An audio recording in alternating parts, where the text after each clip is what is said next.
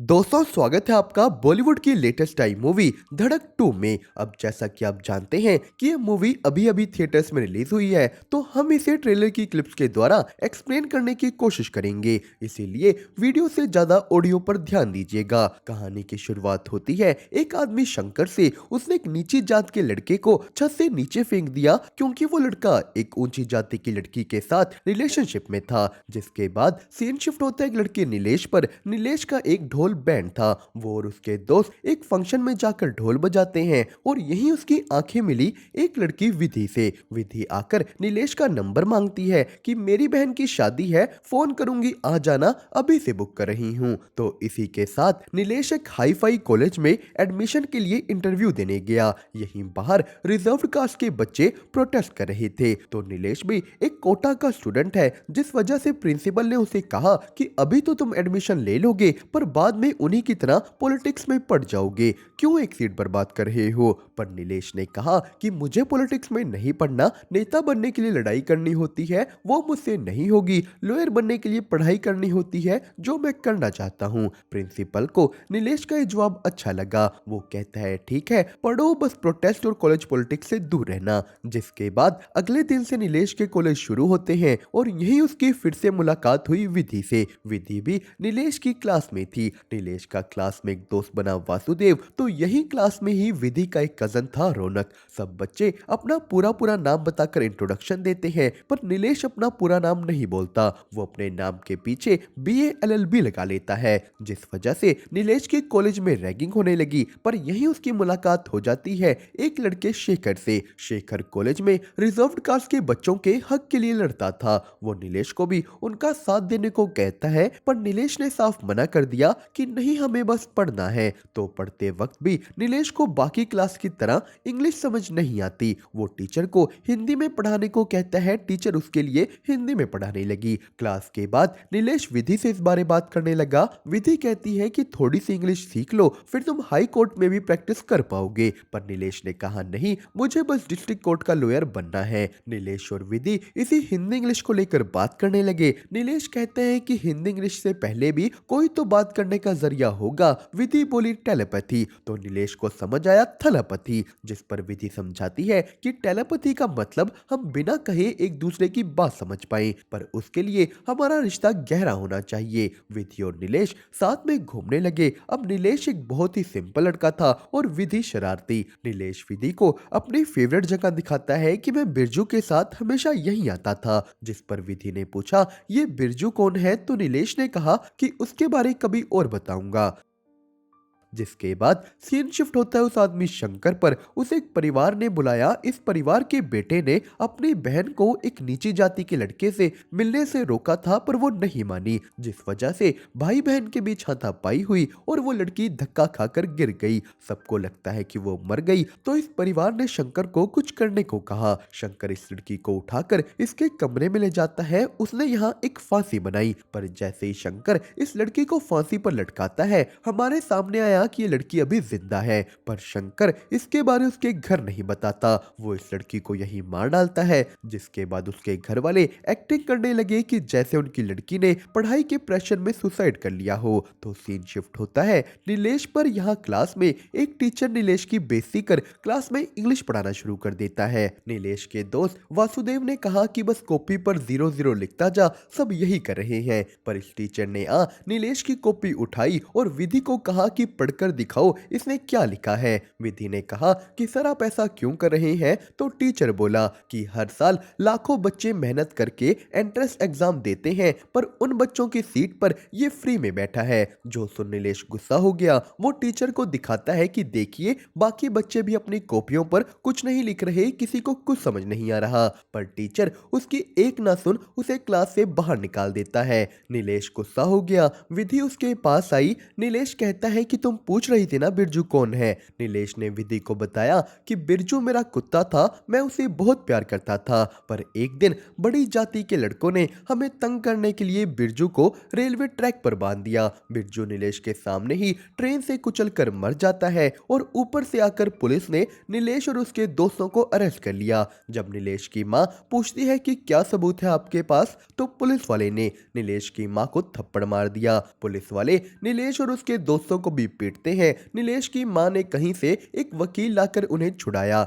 नीलेश की मां कहती है कि तू पढ़कर वकील बन। नीलेश इस चीज के लिए राजी नहीं था, पर उसकी मां ने कहा कि ये बात नौकरी की नहीं, ये बात ताकत की है। बाबा साहेब को कोई हाथ तक नहीं लगा सकता था, और अब इसी चीज के लिए नीलेश इतने दिलो जान से पढ़ाई कर रहा है तो विधि ने भी उसका मूड ठीक किया। वो दोनों साथ में पढ़ने लगे, घूमने लगे। जिसी के साथ विधि की बहन की शादी आती है। विधि ने कहा कि मुझे कॉलेज से 2 दोस्तों को बुलाना है, तो नीलेश का पूरा नाम विधि के पिता को अच्छा नहीं लगता। विधि का कजन रौनक उसे कहता है कि अच्छा हुआ चाची आज नहीं है तेरी ये हरकतें देखने के लिए। तो विधि ने अगले दिन जाकर नीलेश को काट दिया और यहीं वो लोग विधि की मां की बात करने लगे। विधि बताती है कि जब मैं 8th क्लास में थी तब मेरी मम्मी कैंसर की वजह से गुजर गई और तभी से पापा हमें संभालते आ रहे हैं। तो यहाँ नीलेश ने विधि को संभाला और विधि ने नीलेश को किस कर ली। वो दोनों कॉलेज की तरफ निकल जाते हैं, पर यहाँ शेखर ने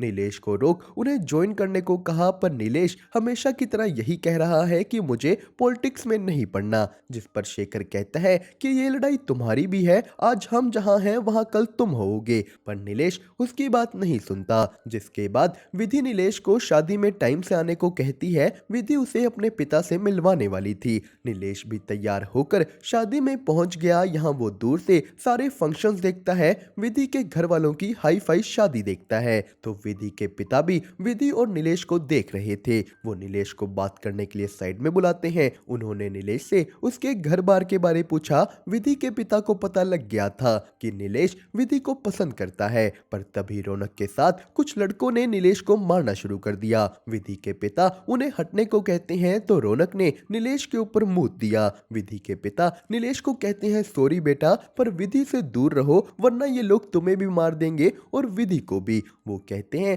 कि हमारा समाज में उठना बैठना बंद हो जाएगा, किसी बारे नहीं तो बस विधि के बारे सोचो। नीलेश रोते हुए यहाँ से निकल जाता है। उसने कॉलेज जाना बंद कर दिया। तो इधर कॉलेज में शेखर जिस फेलोशिप के लिए लड़ रहा था, कॉलेज वालों ने उस चीज को सस्पेंड कर दिया। प्रिंसिपल कहता है कि ये मेरा नहीं मैनेजमेंट का डिसीजन है, वो कुछ नहीं कर सकता था। जिसके साथ उधर विधि नीलेश को मिलने उसके घर पहुंच गई कि तुम कॉलेज नहीं आ रहे, फोन नहीं उठा रहे, क्या हुआ है। नीलेश ने कहा कुछ नहीं हुआ। वो यहाँ विधि को समझाने की कोशिश करता है कि देखो हम दोनों बहुत अलग हैं, हमारा कुछ नहीं हो सकता। नीलेश कहता है कि हम चमड़े का काम करते हैं, ढोल बनाते हैं, पर विधि का कहना था कि मुझे इन सब चीजों से फर्क नहीं पड़ता। वो नीलेश को हक कर लेती है, जिस पर नीलेश ने उसे दूर किया। विधि भी गुस्सा होकर यहाँ से चली गई और वो दोनों ही एक दूसरे से दूर दूर उदास रहने लगे। वो दोनों क्लास में भी एक दूसरे से बात नहीं करते और एक ऐसी ही क्लास में रौनक जज बना हुआ था और नीलेश और विधि वकील। तो रौनक जानबूझकर नीलेश को तंग कर रहा था, जिससे गुस्सा हो नीलेश ने रौनक पर हाथ उठा दिया। प्रिंसिपल नीलेश को कहता है कि अपने पिता को बुलाकर लाओ। नीलेश सोच में पड़ गया कि वो अपने पिता को ला नहीं सकता, उसे कॉलेज से निकाल दिया जाएगा। तो वासु ने उसे आइडिया दिया एक नकली बाप लाने का। वो लोग एक नाई को नीलेश का बाप बनाकर कॉलेज ले गए और ये नाई बाप की एक्टिंग करते हुए नीलेश को मारना शुरू कर देता है। जो देख प्रिंसिपल ने उन्हें रोका कि कोई बात नहीं, मैं देख लूंगा, आप जाइए। तो यहीं हमें वो लड़का शेखर दिखता है जो फेलोशिप के लिए प्रोटेस्ट कर करके थक गया था, पर नीलेश उसका साथ नहीं देना चाहता। तो एक दिन नीलेश भी गुस्से में जा रौनक की सीट पर बैठ गया। रौनक यहाँ आ उसे उठने को कहता है, पर नीलेश सीट पकड़कर बैठ गया। रौनक कहता है कि भूल गया क्या शादी में कैसे नहलाया था। तो नीलेश और रौनक के बीच हाथापाई हो गई। यहाँ तभी विधि भी आ जाती है। उसने पूछा क्या हुआ था शादी में, पर नीलेश उसे कुछ नहीं बताता। वो वासु को भी बड़ी जात वाला कहकर उसे दूर चला गया। तो रात को कुछ लोग नीलेश को पकड़ लेते हैं कि तुम लोग कॉलेज पहुंचकर ज्यादा ही उछल रहे हो, हमारी लड़कियों से आशिकी लड़ा रहे हो। ये लोग नीलेश को गटर में गिराने वाले थे कि यही तेरी जगह है, पर तभी वो आदमी शंकर नीलेश को बचाने आ गया। शंकर को नहीं पता था कि नीलेश एक दलित है। वो उसके साथ चाय पीने बैठ गया, पर जैसे ही शंकर को नीलेश के बारे पता लगा उसने चाय छोड़ दी। तो अगले दिन नीलेश फिर रौनक की सीट पर बैठ जाता है। रौनक को पीछे बैठना पड़ा, जिस वजह से वो बाद में नीलेश के ऊपर काला कीचड़ गिरा देता है। सब लोग नीलेश को देखने लग गए। यहाँ विधि भी आई। वो रौनक से लड़ने लगती है कि तुमने ऐसा क्यों किया। रौनक विधि के बाल पकड़ लेता है, तो तभी वहां आ नीलेश खड़ गया। वो अपने ऊपर लगा कीचड़ रौनक के मुंह पर भी लगा देता है। तो प्रिंसिपल ने नीलेश को रोक उसे फिर से अपने पिता को बुलाने को कहा। तो हमारे सामने आता है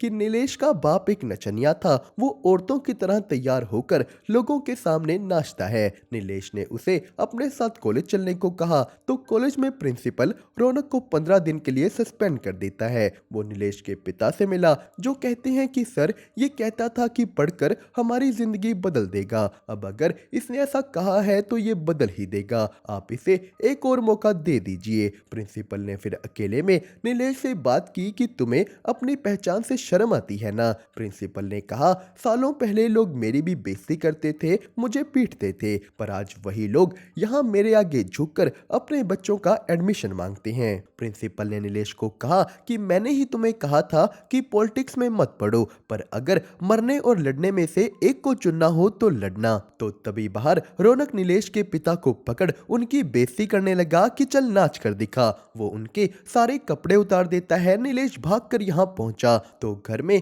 विधि रौनक से लड़ने लगी। रौनक अपने ताऊजी यानी विधि के पिता को कहता है कि मैं तो घर की इज्जत बचा रहा हूँ, ये एक दिन भाग जाएगी उसके साथ। विधि के चाचा भी विधि के पिता को कहते हैं कि मैंने तो आपको पहले ही कहा था कि लड़की को सर पर ना चढ़ाइए। वो कहते हैं कि देखिए प्रॉब्लम हमारी लड़की में है, पर वो हमारी है, हम उसे नहीं मार सकते, पर वो लड़का हमारा नहीं है। तो इधर नीलेश भी लड़ने को तैयार था, पर उसके माता पिता ने उसे समझाया कि बेटा ऐसे हिंसा करके लड़ने का कोई फायदा नहीं है। नीलेश के पिता ने कहा कि देख मुझे नाचना पसंद है, मैं इसलिए नाचता हूँ, लोग मेरा मजाक उड़ाते हैं, पर मैं इसके लिए लड़ता हूँ। तो तू बता तुझे किस चीज के लिए लड़ना है। तो नीलेश सीधा शेखर से मिलने गया, पर शेखर ने सब चीजों से हार कर खुद खुशी कर ली थी। नीलेश इस चीज से और टूट गया। उसे शेखर और अपना कुत्ता बिरजू एक साथ दिखे। इस घटना ने नीलेश को बहुत सी चीजें सोचने के लिए मजबूर कर दिया था। वो और विधि भी मिले। नीलेश कहता है कि मैं बिरजू को नहीं बचा पाया, शेखर भाई को नहीं बचा पाया, मैं तुम्हें भी नहीं बचा पाऊंगा। नीलेश ने कहा कि अगर तुम मुझसे प्यार करती हो तो मुझसे दूर रहो, पर विधि उसकी बातें नहीं मान रही। वो कहती है कि टेंशन मत लो, मैं पापा से बात करूंगी। जिस पर नीलेश कहता है कि तुम पूछ रही थी ना कि उस रात शादी में क्या हुआ, जाकर अपने पापा से पूछो। तो रास्ते में अकेले जाते जाते नीलेश को फिर से वो आदमी शंकर मिला। वो बाइक से गिर गया था, तो नीलेश उसे आगे छोड़ने निकल गया। शंकर सुनसान रास्ते में बाइक रुकवाता है। उसने नीलेश को मारकर बेहोश कर दिया। और यहीं हमारे सामने आता है कि विधि के चाचा और रौनक ने शंकर को नीलेश को मारने का काम दिया था। शंकर नीलेश को एक रेलवे ट्रैक पर फेंक देता है, पर किस्मत से यहाँ बहुत देर तक ट्रेन नहीं आई। नीलेश को अपने कुत्ते बिरजू का सपना आता है। वो उठ गया। ट्रेन आने से पहले ही नीलेश ट्रैक से हट जाता है। शंकर ने उसे फिर पकड़कर पीटना शुरू कर दिया। वो नीलेश का गला घोट देता है। तो अब नीलेश के दिमाग में सब कुछ आने लगा जो भी उसके साथ अभी तक हुआ है। उसने हिम्मत कर शंकर पर पलटवार किए। तभी यहाँ रौनक भी आ जाता है। नीलेश शंकर को मार उसकी बाइक ले रौनक के पीछे गया। वो उसे उसके घर के बाहर पकड़कर ही पीटना शुरू कर देता है। यहाँ विधि के पिता और चाचा भी आ गए। नीलेश रौनक को मारने ही वाला था कि वो रुक गया। वो यहीं बीच गली को कोर्ट बनाकर केस लड़ना शुरू कर देता है कि मैं अहिरवार और आप भारद्वाज। नीलेश ने विधि के सामने सब कुछ बताया, जो जो उसके साथ शादी में हुआ, उसके बाद उसके पिता के साथ हुआ, और आज जो विधि के परिवार ने उसे जान से मारने की कोशिश की। नीलेश विधि के पिता से पूछते हैं कि बताइए कौन सी धारा लगाई आप पर। वो कहता है कि आप लोग सोचते हैं ना ना कि हम गंदे हैं पर गंदे तो आप लोग हो जो इंसान को इंसान नहीं समझते। विधि को भी ये सब बातें सुन उसके परिवार के बारे पता चल गया तो इतने में विधि के चाचा अंदर से गन उठा लाते हैं। विधि जोर से चिल्लाई कि बस कीजिए। वो सबके सामने ही नीलेश को गले लगा लेती है तो इधर उस शंकर को होश आया। वो पहली बार नाकाम होने के दुख में खुद ही ट्रेन के आगे आ जाता है। जिसके बाद कहानी गई टाइम में थोड़ा आगे। पेपर देते हुए नीलेश का पेन नहीं चल रहा था तो रौनक ने उसे अपना पेन दिया। और इसी के साथ दोस्तों ये कहानी हुई यहीं पर खत्म। आप अपने व्यूज हमें कमेंट करके जरूर बताएं। साथ ही साथ वीडियो को लाइक और चैनल को सब्सक्राइब करना मत भूलिएगा।